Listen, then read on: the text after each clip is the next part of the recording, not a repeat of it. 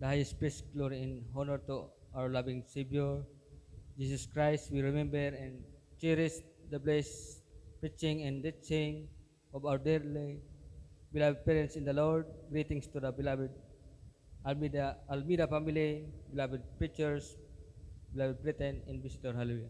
Higit sa lahat sa ating pinakamahal na Pisos Palamal.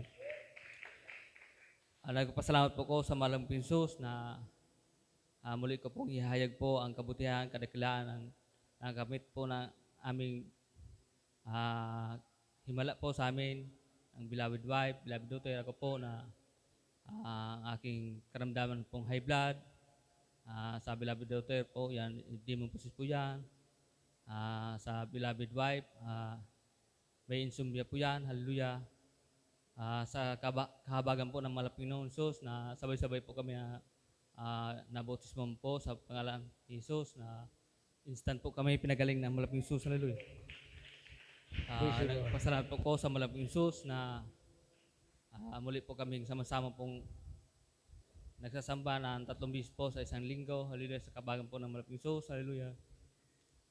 Sa mga pagpapala po na binigay sa amin ng malaking Jesus na kahit wala pong trabaho sa pang-araw-araw, pero pinapupahid po yan ng malaping noon. Hallelujah. Sa kabagan po ng malaping sos na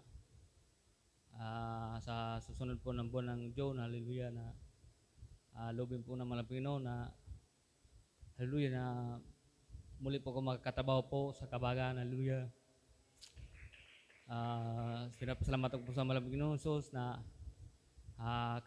kanina po na nag-apply po ko sa tatrabaho po sa Laguno, yung